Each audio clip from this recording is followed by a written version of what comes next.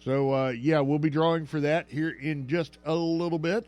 And in the studios, we have got Mr. Trey Reed, Assistant Chief of Communications for Arkansas Game and Fish Commish. Morning, Trey. Good morning. Good morning. Thanks for having me. Absolutely. We appreciate you. Doc Bryce, Trey had to drive all the way down from Little Rock. Really? It's like I feel like it's hunting season. I'm in this pattern of waking early and making a drive to pursue usually ducks for me. But I was going to say those ducks in my office are not real ducks. Those are decoys. So don't look at them. They're decoys. All right. Let's see. So we're going to get with Trey here in just a minute. We're going to be talking a few things about some deer season stuff that's going on and stuff like that, stuff that's going on in the deer woods. So you guys stay tuned for that. Right now, it's the Roundtable, brought to you each and every weekday morning by a whole slew of sponsors. You know who they are. Just be sure to get out there and patronize. Patronize, yeah. Not patronize. Not patronize. Not going to the store and go, I always get those two mixed up, and so. Patronize means buy something. Oh, yeah. That's what we want you to do. Patronize means annoy them. Oh, yeah, well, why not, Hey, it happened to us last night. Doc Bryce and JJ said, come by and patronize you, so. Yeah, whatever. Let's see. We are brought to you by our friends out at St. John's Place in Fordyce and Washington Nursing and Rehab right here in Camden. They are the choice for all of your rehabilitation and long-term care needs. They also provide award-winning short-term therapy services. So you can reach them by dialing 870-352-2104 or 870-836-4111. First Choice Family Care, 476 Hospital Drive in Camden, 870-800-9002, the number to dial. First Choice Family Care, now open from 7 to 7 for all of your medical needs. We're brought to you in part by our friends out at Washita County Medical Center's Chemical Dependency Unit, reminding you that, you're not alone. Addiction's a tough thing to get through, man, especially at this time of the year. You may think that you got nothing going for you, but just take a few seconds, man. Go talk to somebody. Your moms, your dads, your preacher, your brother, your sister. I don't care who you talk, your aunt, your uncle. Talk to somebody, your best friend. Talk to somebody. Life is worth living, and it's worth living clean, baby. If you need professional help, though, these guys are the very best in the business. The numbers to dial. Now, it's completely anonymous, and nobody's going to judge you. All right? It's 870-836-1289 or 1-800-232-1289. Mitch Lowe's Body Shop. Well, it is deer season, so if you find yourself in the ditch, you better call Maria.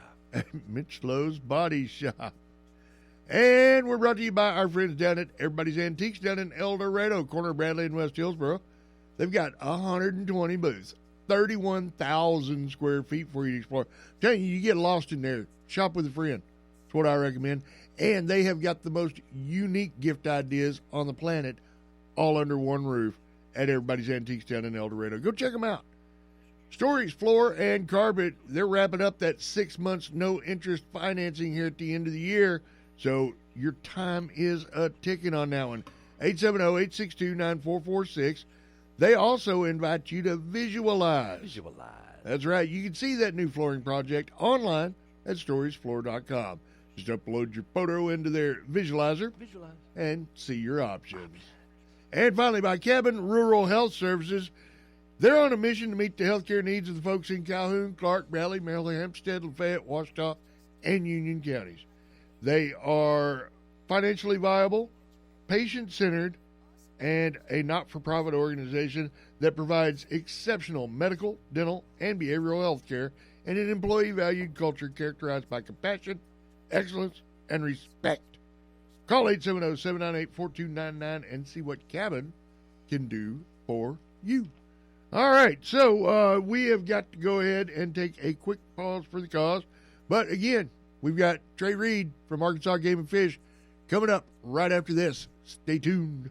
Good morning, South Arkansas. It's time for the Washtenaw River Report for Friday, December 22nd. In Camden, the current depth gauge reading is 6.6 feet. Arkadelphia currently at 6.57 feet. At Thatcher Lock and Dam, the current depth gauge reading is 77.4 feet. And at Morro Bay State Park, the gauge is holding steady at 65 feet. No river warnings currently in effect, so I'm continuing to explore state landmarks. Today we're talking about the Museum of Native American History, or MONA. It covers 14,000 years of history with its collections. At the museum, you'll find art, history, and cultural items that teach you about the lives of the people who first lived on the country's land. As you move through the museum, you'll move from 12,000 BC to 1900 AD and see how the lives of Native Americans changed over time. The museum was opened in 2006 by David Vogel, a Cherokee who had personal collection of Native American artifacts and wanted to use them to educate others. Stay up to date with your current river conditions right here every weekday morning.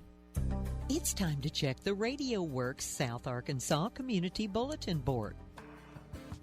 If your nonprofit group has an event you would like to be included in the Community Bulletin Board, please email the information to CamdenRadio1@hotmail.com or fax to 836-9500. Please include times, dates, contact number, and address of the event. Please send at least 5 to 7 days prior to the event to give us ample time to properly advertise.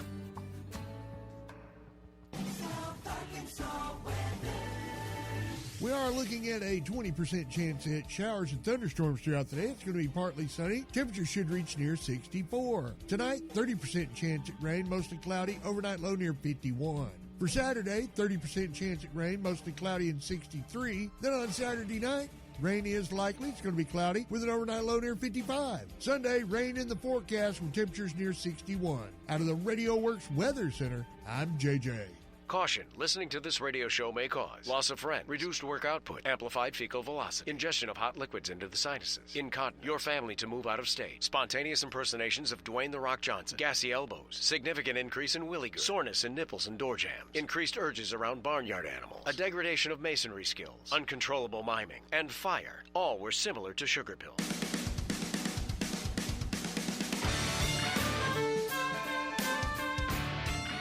All right, back in the studios with Trey Reed, Assistant Chief of Communications down at Arkansas Game and Fish Commish.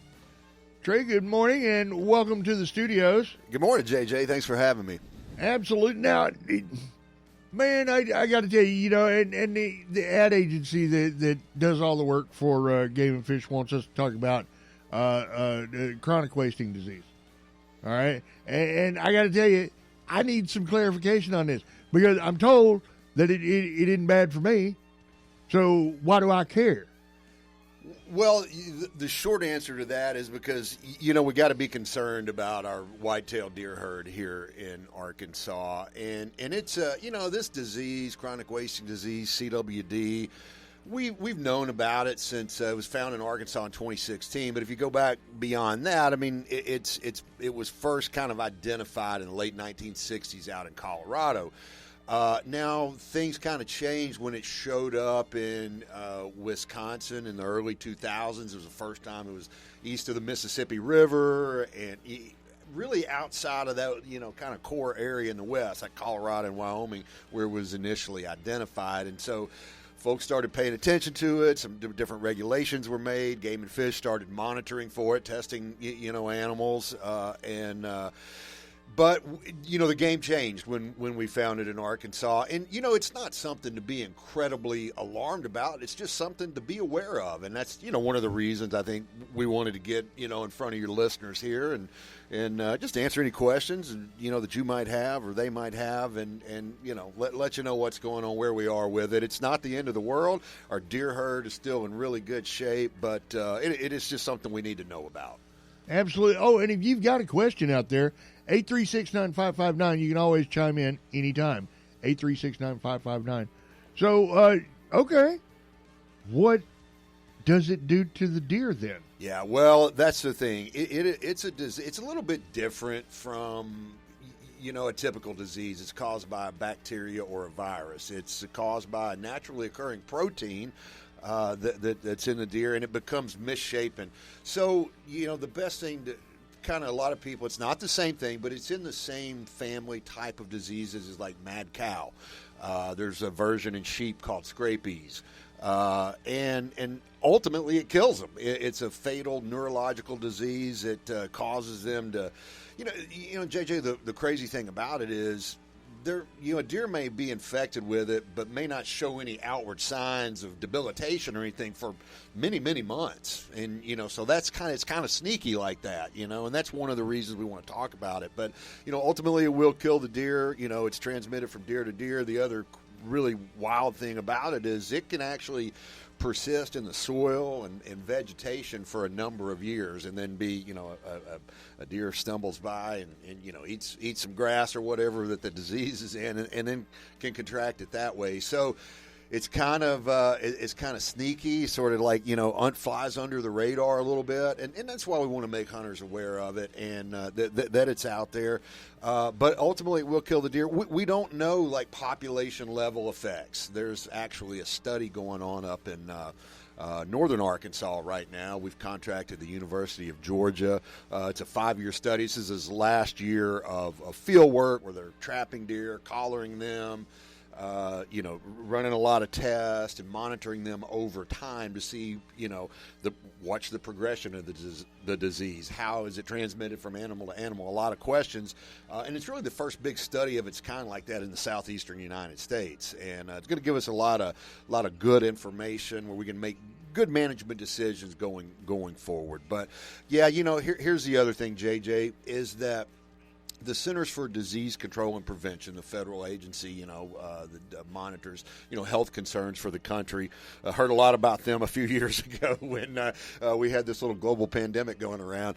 But the CDC does caution hunters that, if you hunt in an area where CWD to be present, urges you to have your deer tested for it, after you kill it, and if it's positive, not to eat the meat. Now, there's no evidence that humans can contract chronic wasting disease, but out of an abundance of caution and based on some laboratory studies, with other primates, macaque monkeys to be precise, it's one of those, like, if you force it, the primate can contract the disease, and so I think that's kind of where that recommendation comes from.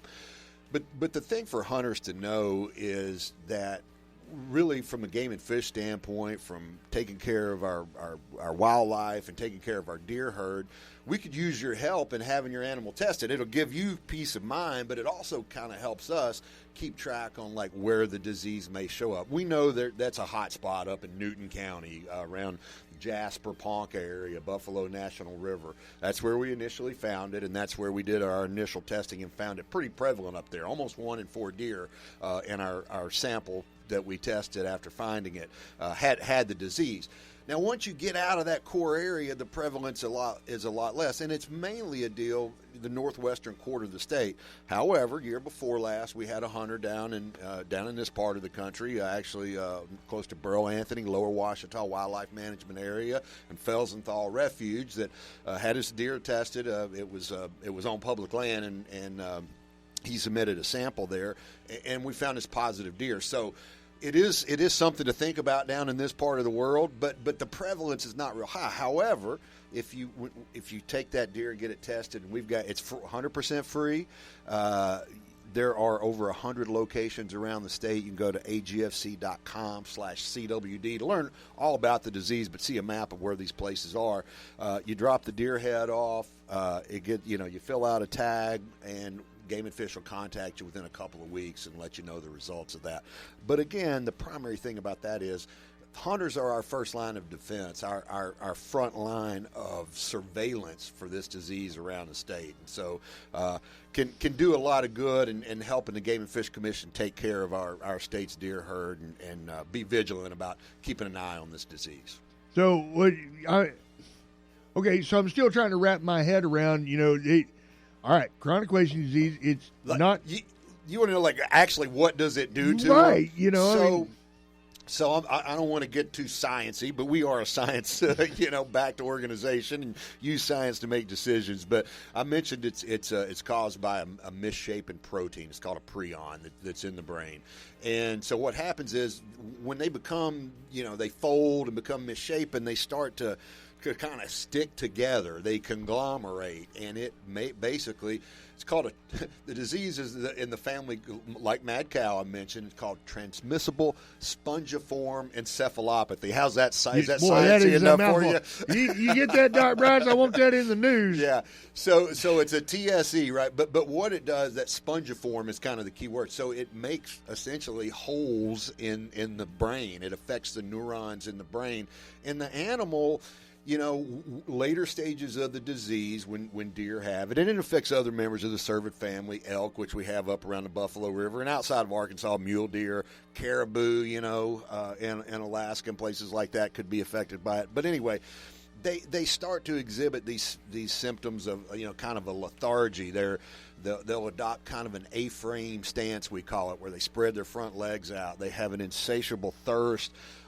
They'll oftentimes be drooling and excessive urination. It basically just they essentially lose their mind. Their Dark Bryce capacity. on a Saturday night. I got you. Nope. That's me watching the patrons while I DJ. So again, late stages of it is incredibly debilitating. And when you see, a deer that is in the latter stages of it where they're exhibiting symptoms, it's not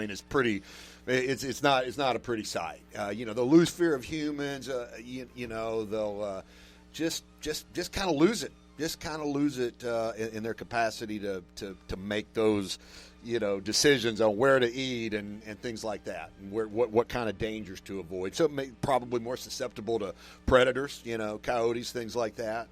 So essentially, it eats up the brain.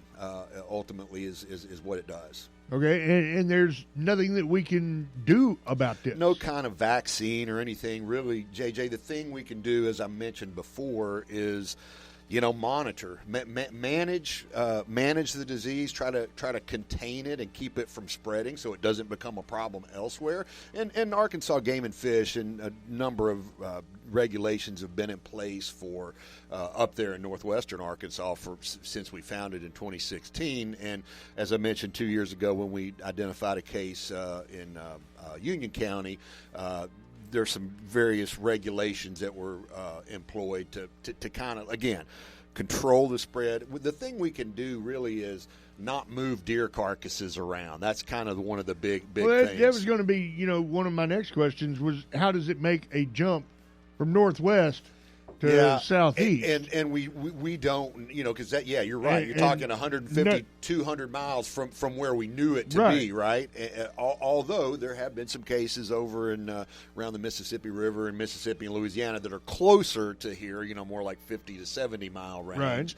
Right. But again, we don't know. I mean, Arkansas Game and Fish, back when I mentioned the early 2000s when they founded in Wisconsin, many states around the country and Arkansas included, implemented regulations that prevented people from bringing deer back from like western states. People go out for an elk hunt or a mule deer hunt out in Colorado or New Mexico and bringing an animal back, and if it had CWD and you dispose of the carcass in Arkansas, then all of a sudden you've put it here. So regulations like that have been in place for over 20 years.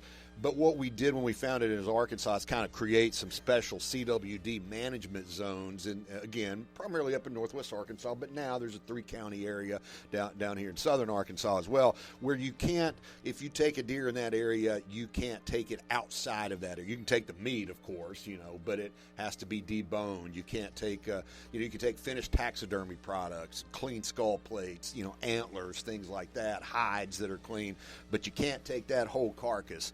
The thing about CWD, it shows up in the I mentioned the nervous material, the brain, the spinal cord, and things like that. So that's something you can do. Again, have your animal tested to help us keep tabs on it, and report any signs of seeing sick or diseased looking animals. Now, every animal that's sick or diseased doesn't necessarily have chronic wasting disease. I don't mean to imply that, but if you see things unusual, it's always good to report that. And we've got various mechanisms. agfc.com is our website, and there's areas on there that direct you to how to report that through a phone call or a submission on the website.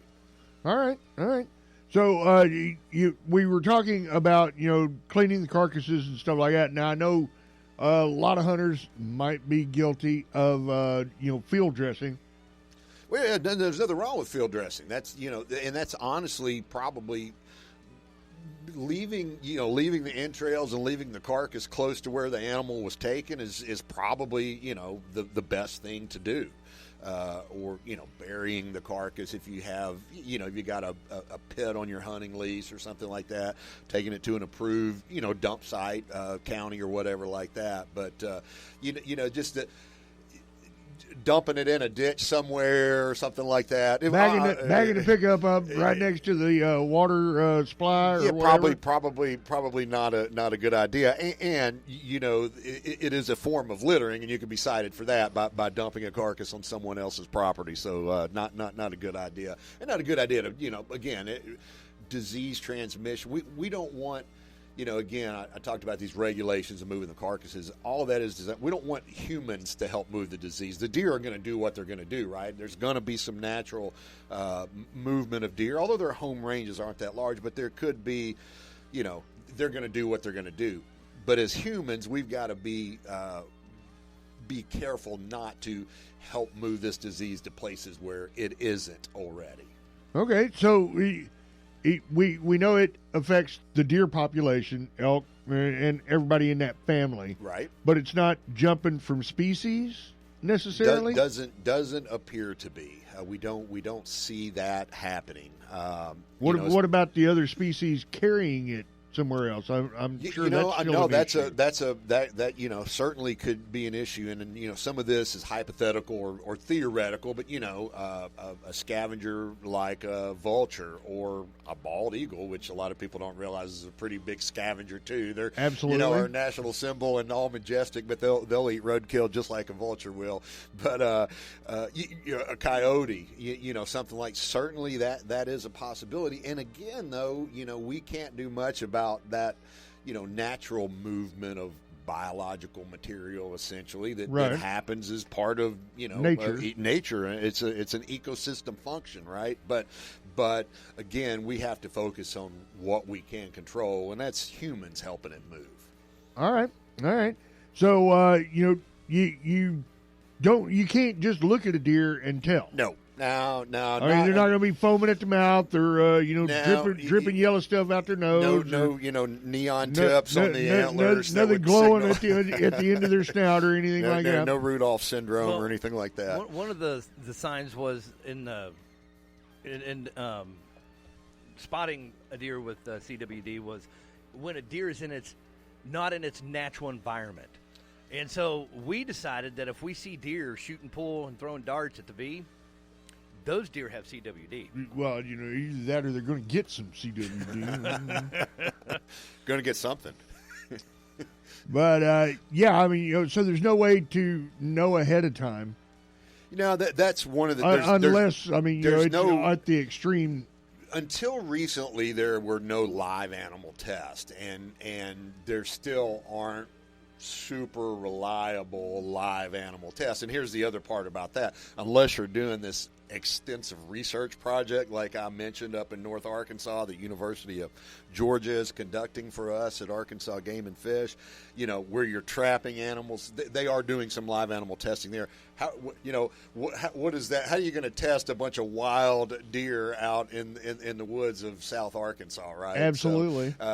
So unfortunately, it's typically hunter-taken deer or roadkill deer in the past we've tested and things like that. So yeah, you can't really know beforehand, and so obviously, you will see especially some highly urban areas like in the northeastern U.S. and things like that where they've had issues with deer, overpopulation, and they'll a lot of people will resist hunting as a way to manage, especially in those maybe more urban areas where deer hunting is not as strongly ingrained in the culture as it is here. So you'll hear them talking about, well, we'll dart the deer with contraceptives, to lower the population. And so by extension, you think about like vaccinating, deer. I mean, certainly theoretically that could be done, but it's not practical, and those contraceptive plans that some of those urban areas have tried are highly unsuccessful. So yeah,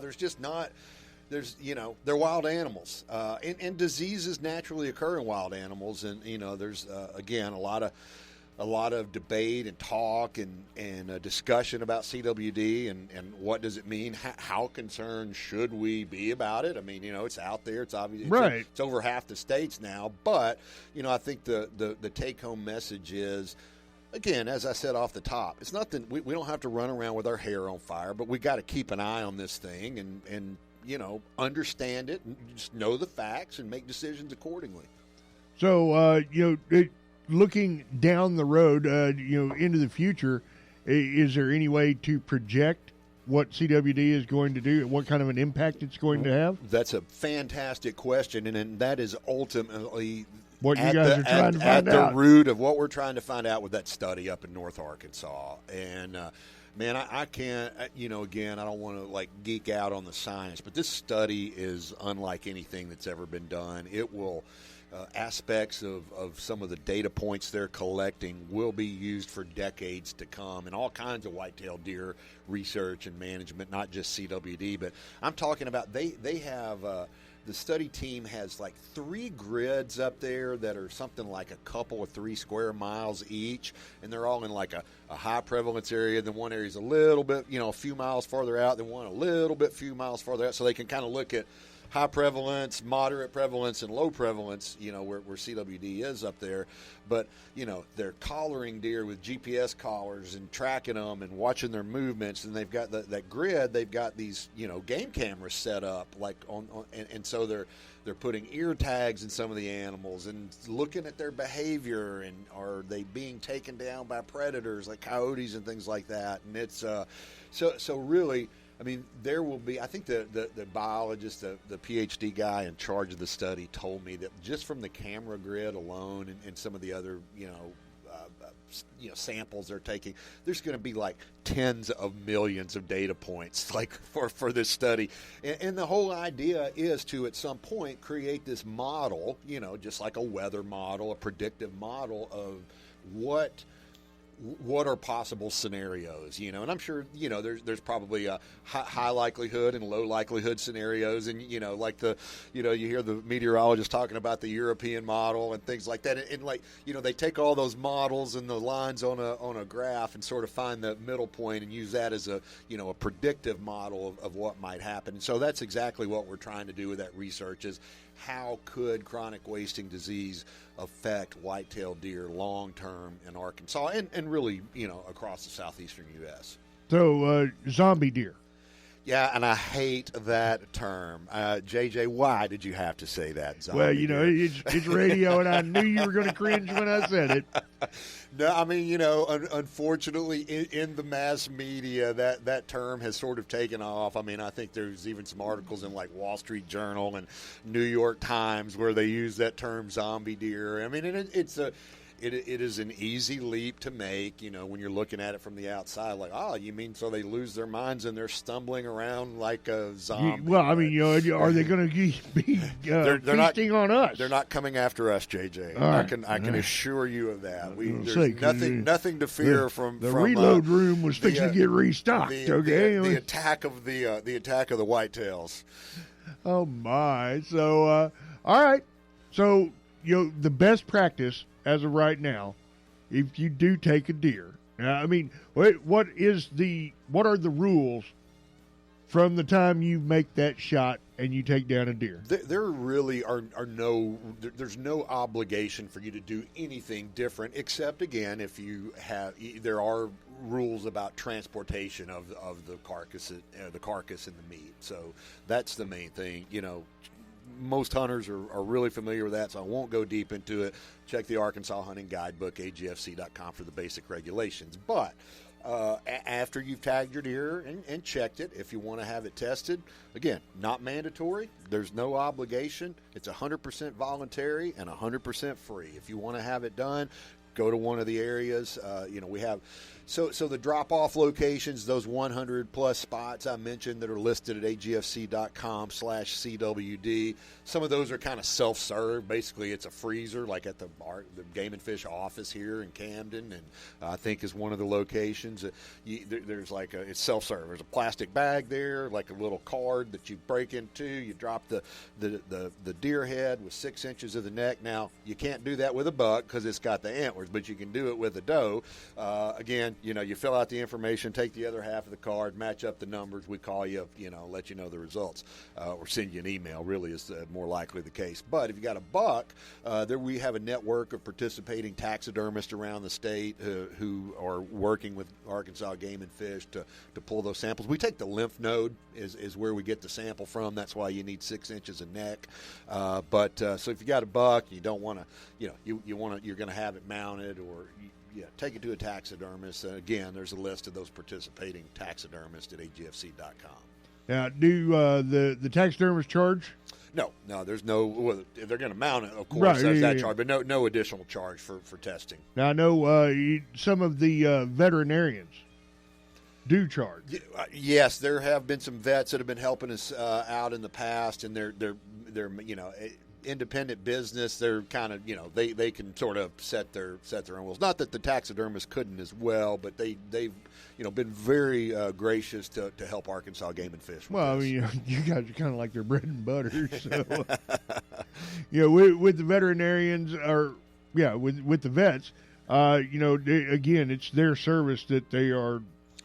Ponying up. Absolutely. And there is cost. These tests are not free. It's like you go buy a COVID test. I know the government sent some out for free, but if you go get one at the drugstore, you're gonna have to part with some money. Pony for up that $20, okay? Right. Yeah. So obviously the test. The test. We're, for the longest, we were having to send for the first few years, we were sending these tests off to labs both in Madison, Wisconsin, and Ames, Iowa, which had kind of the established infrastructure for it, as well as Colorado State University in Colorado Springs. But the Arkansas Department of Agriculture is actually helping us out with some of that now. So the Ag Department, which is in Little Rock, right around the corner from Game and Fish, has a lab set up to test for CWD, and that's really helped us expedite the testing process and get results to hunters a lot quicker, and not have to wait as many days to get those results back. Well, I know all of the hunters in my life, they can't wait to go ahead and get that meat ground up and get it in the freezer. And, some days not even wait to go ahead and make that first steak or whatever the case may be. No, I hear you. I know where you're going with this. So, how long do we have to sit on our heels to get these results back? So usually it's about 2 weeks. But as I mentioned, with the testing protocol and efficiency has been streamlined with the help of the Department of Agriculture in Arkansas. So sometimes it's faster than that. And look, I'm not going to. Number one, the Arkansas Game and Fish Commission is not a public health organization or agency, right? So we're that's not our area of expertise. So I'm not going to tell you what to do, but I know hunters are shooting deer, and there's deer steaks floured up and dropped. Don't come looking in my freezer already. Dropped in the grease, but before that deer's cold sometimes. Yes, sir. Yes, sir, there are.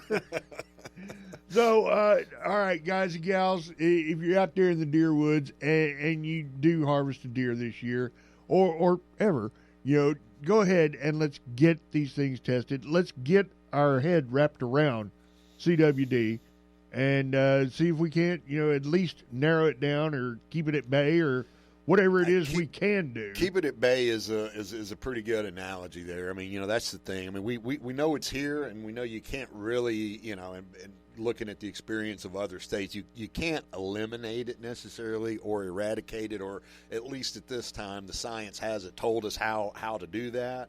But we can, again, through this carcass movement, regulations and what have you, and again, robust testing, and with most importantly, I think the take-home message is with the help of Arkansas hunters, we can know where it is, where it's not.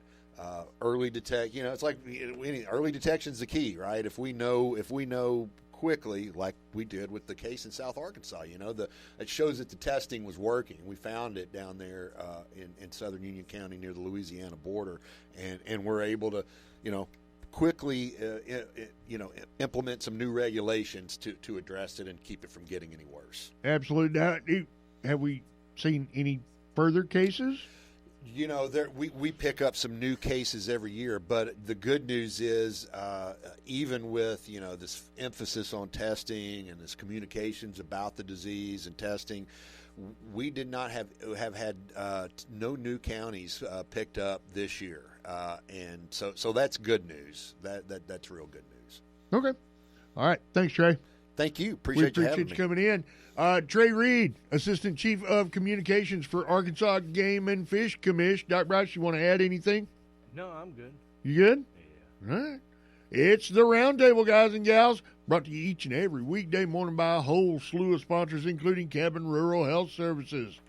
They are there for the folks in Calhoun, Clark, Bradley, Miller, Hempstead, Lafayette, Ouachita, and Union counties. Call 870-798-4299. See what Cabin can do for you. St. John's Place in Fordyce and Ouachita Nursing and Rehab in Camden. The choice for all of your rehabilitation and long-term care needs, and they provide award-winning short-term therapy services, too. So you can reach them online, WouachitaNursing.com or stjohnsplaceofarkansas.com. First Choice Family Care, that website, myfirstchoicecare.com. That's where you'll find your new patient packet. Then you need to go ahead and schedule that appointment, and you can do it anytime from 7 to 7, Monday through Friday. They're now open from 7 to 7, Monday through Friday, for all your medical needs. 870-800-9002.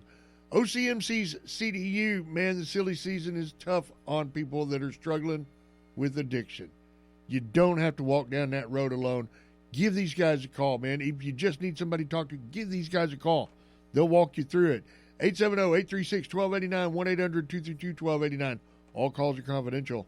Mitch Lowe's Body Shop, auto body collision repair, framework, glasswork, refinishing.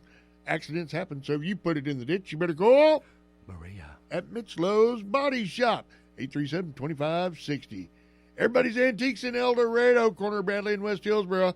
Unique gift ideas from wall to wall to wall. And yes, there is that many walls.